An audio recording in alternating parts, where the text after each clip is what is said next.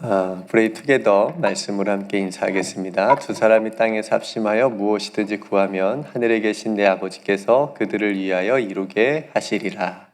두세 사람이 내 이름으로 모인 곳에는 나도 그들 중에 있느니라. 아멘.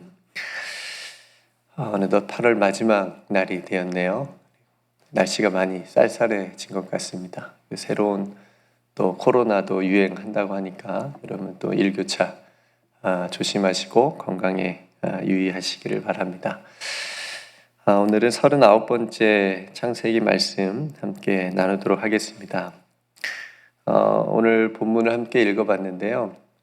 오늘 본문의 배경은 오늘 본문 안에서 일어난 일은 어린 자녀를 키우는 일반 가정에서 흔히 일어날 법한 그런 상황입니다.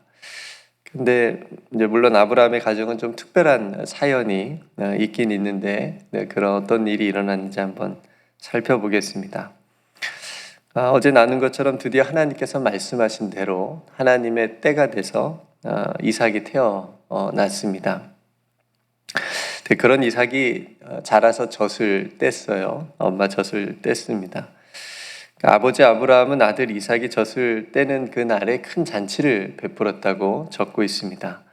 마치 우리나라 돌잔치 같은 그런 의미일 수도 있겠습니다. 우리나라 돌잔치는 아기가 1년 동안 잘 자라준 것에 너무 감사하고 또 잘 양육한 부모를 격려하고 축하하는 그런 자리라고 볼 수 있지요. 그런 것처럼 아브라함이 막 젖을 뗀 이삭을 위해서 잔치를 베푼 것은 그런 의미도 있고 더불어서 이제 유대인의 어떤 그런 전통에 의하면 이 아이가 이제 독립적인 그런 존재로 많이 성장했다라고 하는 것을 보여주는 그런 의식이라고 합니다. 그러니까 유대인식 의식이에요. 그러니까 그런 잔치, 그런 의미에서 아브라함이 잔치를 베풀었습니다. 그렇게 다행히 이삭이 잘 자라주었는데 한 가지 문제가 생겼습니다. 이삭에게는 한 명의 형이 있었죠. 누구죠? 이스마엘이라고 하는 형이 있었습니다. 이삭의 이복 형제였죠. 그런 이스마엘과 이삭의 관계에서 한 가지 문제가 발생을 했습니다. 이삭이 젖을 뗀 때를 한 3살에서 5살 때로 봅니다. 이스마엘은 당시에 한 16살에서 18살 정도로 보고요. 그러니까 나이 차이가 굉장히 꽤 나는 겁니다. 그러면 이스마엘이 이삭을 잘 데리고 놀아주면 좋잖아요. 그랬으면 좋았을 텐데 그렇지 못했습니다. 왜 그런지는 모르겠지만 이스마엘이 동생 이삭을 막 놀렸습니다. 근데 여러분, 형이 동생을 놀리면서 노는 것은 뭐 자연스럽지 않아요?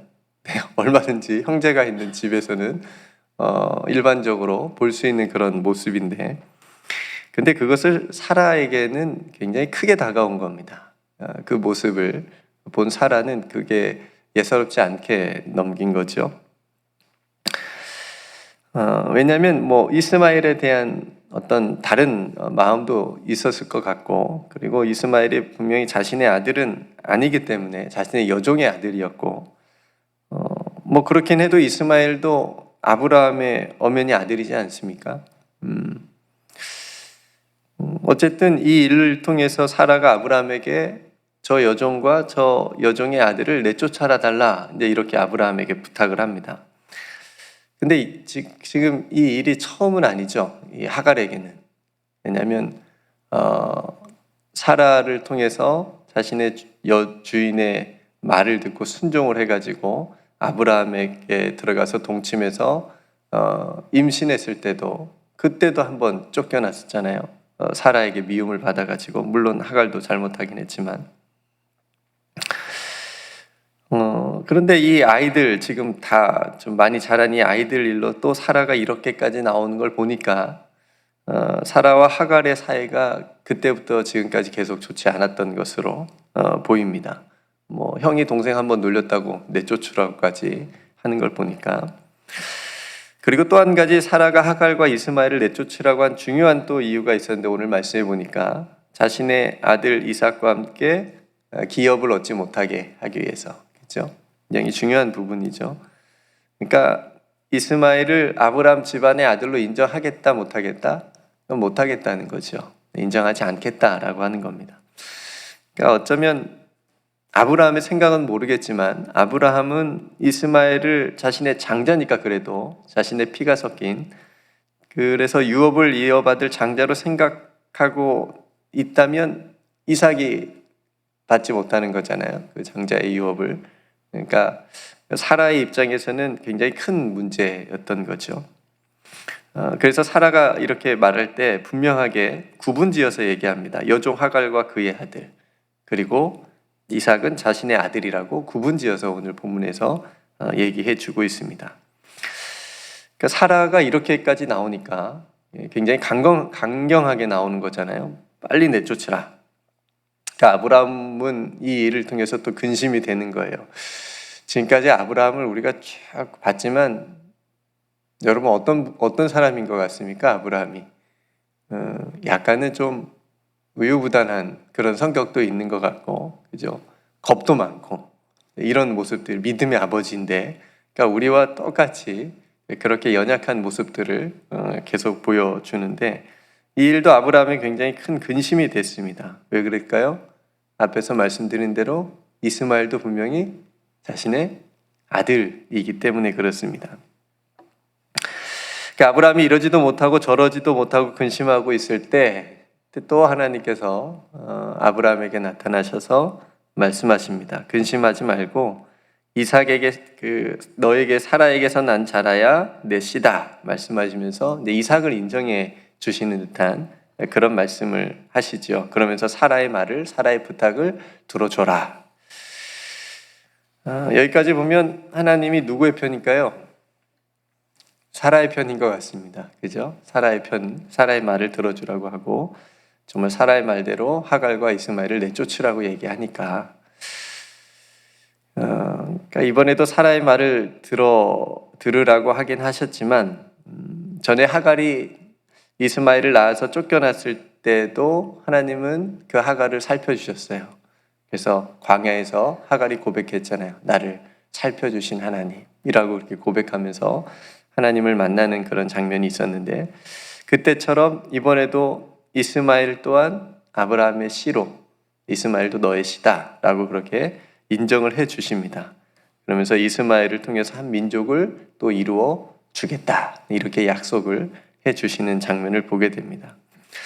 만약에 하나님께서 사라와 이삭만 챙기시고 정말 사라의 말대로 하갈과 이스마엘이 정말 그렇게 아무것도 없이 완전히 역사에서 사라져버리고 아무것도 없이 그렇게 된다면 성경은 강자의 편에 서서만 쓰여진 기록으로 우리가 볼 수 있겠죠. 근데 하나님은 그렇게 설 자리가 없고 잃어버린 사람들의 편에 또 함께 서 계시는 그런 분이심을 오늘 본문을 통해서 우리가 볼 수가 있습니다. 그렇게 하나님의 응답을 받은 아브라함이 아침에 일찍 일어나서 이런 일은 또 아브라함이 빨라요. 또 뭔가 응답받으면 행동이 또 빠르네요. 아침에 일찍 일어나서 떡과 물 한 가죽 부대를 가져다가 하갈의 어깨에 메어주고 이스마엘을 데리고 가게 합니다. 쫓아낸 거죠. 하갈이 어디 갈 데가 있었을까요? 갈 데가 없어요. 그렇죠? 애굽 출신이 했지만 뭐 집으로 돌아갈 수도 없었을 거고 그래서 브엘세바 광야에서 방황했습니다. 얼마 가지 않아서 아브라함이 준 물도 다 떨어졌습니다. 물론 양식이 좀 남아있을 수도 있겠지만 광야에서 물이 없으면 뭐 살 수가 없잖아요. 그래서 아이하고 이스마엘하고 이제 죽는 날만 기다리면서 그렇게 소리내어 울었다고 얘기합니다. 근데 그 울음소리를 누가 들으셨어요? 하나님께서 들으셨습니다. 하나님께서 들으시고 하갈의 눈을 밝혀주셔서 샘물을 보게 하셨어요. 그래서 그 샘물을 통해서 생명을 연장하게 되고 또 이스마엘도 살게 되고 그러니까 20절 보니까 하나님이 그 아이와 함께 계심에 어떻게 보면 이 이야기가 포커스가 사라와 이삭에게 맞춰진 것보다 비중이 하갈과 이스마엘에게 더 하나님께서 신경 쓰시는 듯한 그런 모습을 보여줍니다. 하나님이 그 아이와 함께 하심에 그가 광야에서 장성하여 자라게 되고, 또 하갈이 애굽 출신이었는데 애굽 땅에서 아내를 얻어 주어서 삶을 이어가게 하십니다.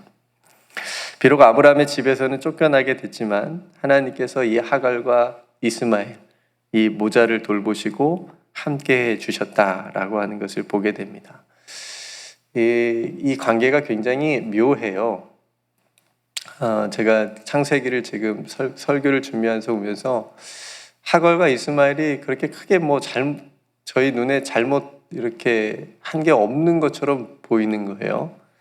그래서 굉장히 억울한 면도 많이 있고, 갈라디아서 4장에 보면요, 사도 바울은 하갈과 사라를 통해서 자유자와 종된 자를 비유를 합니다. 이렇게 비유를 하면서 약간은 사라를 또 높이는 경향이 있어요. 그러니까 하나님의 자녀들은 이스마엘과 같이 여종의 자녀가 아니오 이삭과 같이 자유 있는 여자의 약속의 자녀라고 얘기를 합니다. 그렇게 비유를 해요. 그러니까 이것은 율법과 복음에 대한 바울의 신학적인 해석인 거예요. 하갈과 이스마엘, 그리고 사라와 이삭, 이 두 가정, 이 두 모자를 비교하면서 너희들은 사라와 이삭처럼 하나님의 약속을 받은 하나님의 자녀들이라, 이렇게 이제 해석을 하면서 높이는 경향이 있습니다. 이거는 이제 사도 바울의 신학적 해석이니까. 어쨌든 갈라디아서 4장에 보면 그런 내용이 있으니까 여러분 기회 되시면 한번 읽어보시면 좋겠고요.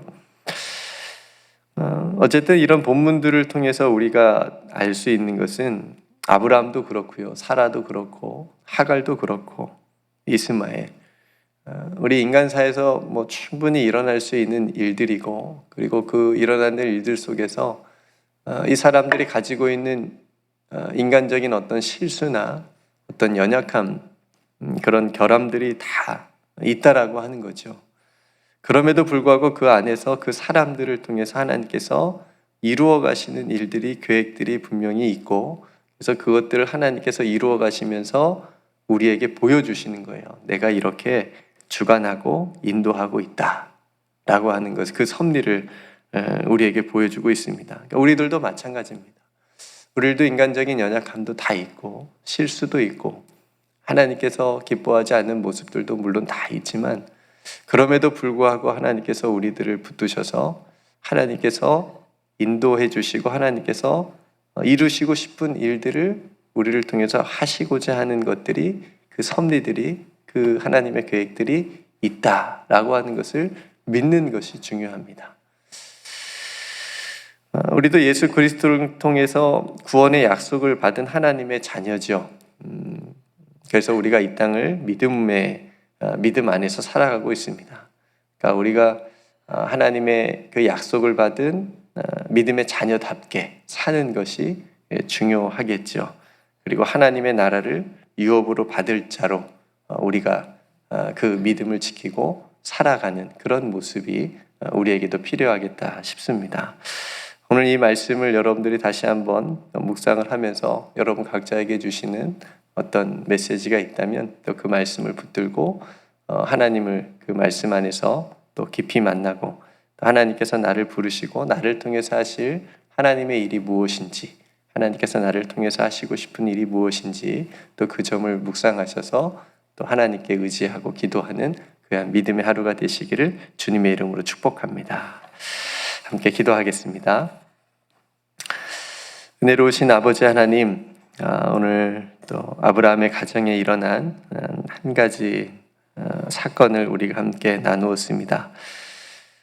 사라와 이삭, 또 하갈과 이스마엘, 이 두 모자 사이에서 일어난 일을 통해서 하나님께서 어떤 모습으로 우리에게 다가오시는지를 또 우리가 살펴보았습니다. 하나님은 또 힘이 있고 또 강한 사람 편에만 서신 것이 아니고, 힘이 없고 연약한 그런 사람들의 편에 또 서셔서 또 돌보시고 또 함께 하시는 모습을 또한 우리가 말씀 속에서 우리가 보았습니다. 그리고 이 가정을 통해서 하나님께서 이루고 싶으신 그 계획들을 또 주관하시고 섭리해 가시는 그런 모습들도 보게 발견하게 됩니다. 하나님, 우리들의 삶에도 하나님께서 주관하시고 또 이루고 싶으신 귀한 일들을 있음을 우리가 믿고 하나님 앞에 의지하고 하나님의 뜻을 구하며 또 하나님의 나라를 유업으로 받은 자로 또 믿음으로 살아갈 수 있는 우리 모두가 되게 하여 주옵소서.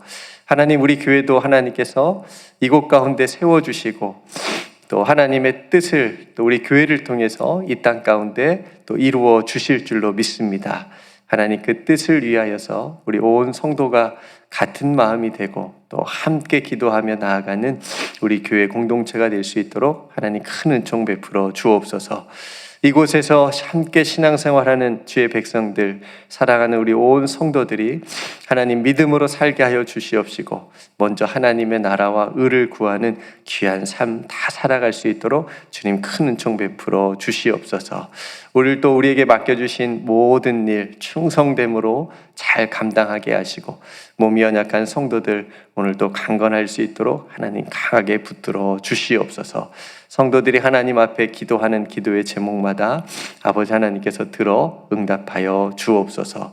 우리에게 베풀어 주신 모든 은혜 감사드리며 사랑이 많으신 예수님의 이름으로 간절히 기도드리옵나이다. 아멘.